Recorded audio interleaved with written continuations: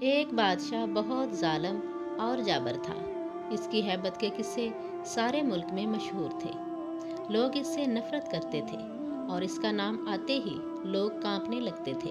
ایک دن جانے کیا ہوا، بادشاہ نے سارے شہر کو مدعو کیا کہ ایک اہم اعلان کرنا ہے۔ جب سب لوگ جمع ہو گئے تو بادشاہ نے اعلان کیا کہ میں آپ کا شہنشاہ آج آپ ساری رعایا کی موجودگی میں وعدہ کرتا ہوں کہ آج کے بعد کبھی کسی کے ساتھ ناانصافی اور سختی نہیں کروں گا، اور میرا وتیرہ صرف شفقت اور نرمی ہوں گے، اور تاریخ کے پنوں میں میرا نام سب سے نرم دل بادشاہوں میں شمار کیا جائے گا۔ سب لوگ بہت حیران ہوئے کہ شاید بادشاہ سٹھیا گیا ہے، اس کو کیا ہو چلا ہے۔ خیر، سب نے سوچا کہ بس ایسے ہی بول رہا ہے، وقت بتائے گا کہ یہ بدلا ہے کہ نہیں۔ بادشاہ دراصل بالکل بدل گیا تھا اور ساری عوام اس سے نہایت خوش اور مطمئن تھی۔ کئی مہینے بادشاہ اسی طرح رہا۔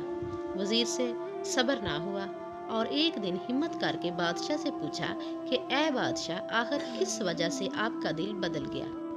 بادشاہ بولا، کچھ دن پہلے کی بات ہے کہ میں جنگل میں جا رہا تھا کہ میری نظر ایک لومڑی پر پڑی۔ وہ بیچاری بھاگ رہی تھی، اس کے پیچھے ایک بڑا سا کتا لگا ہوا تھا۔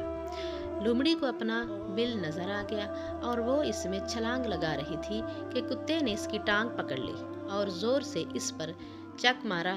لومڑی نے پوری جان لگائی اور اپنی معذور ٹانگ گھسیٹ کر بل میں گھس گئی۔ اس کتے نے بیچاری لومڑی کو معذور کر دیا تھا۔ کچھ دیر بعد میں گاؤں میں پہنچا تو دیکھا کہ وہی خونخوار کتا ایک آدمی پر بھونکنے جا رہا تھا۔ اس آدمی کو غصہ آیا اور اس نے کھینچ کر ایک بھاری سا پتھر بیچارے کو دے مارا۔ کتا خود بھی اسی طرح ٹانگ سے معذور ہو گیا۔ میں ابھی سوچ ہی رہا تھا کہ اوپر والے کی لاٹھی بے آواز ہے کہ اسی آدمی کو ایک گھوڑے نے دو لتی ماری اور اس کی بھی ایک ٹانگ فارغ ہو گئی۔ گھوڑا بھاگ رہا تھا اور آگے جا کر ایک گڑھے میں گر گیا۔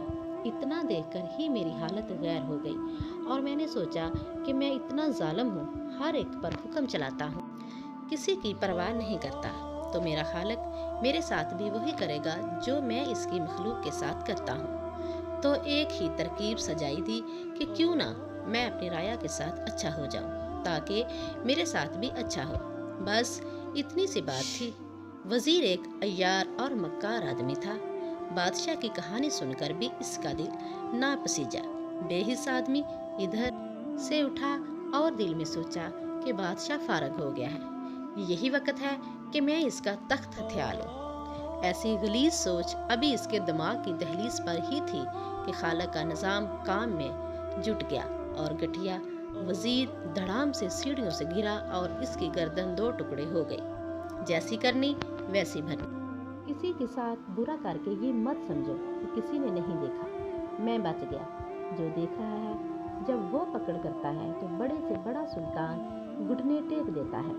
اچھا کرو اور صلے کی امید لوگوں سے مت رکھو، اور برا کرو تو یاد رکھو کہ اب کہیں زمین پناہ نہیں دے گی، اور پھر چپ کر کے اپنے گناہوں کا خمیازہ بھگتو۔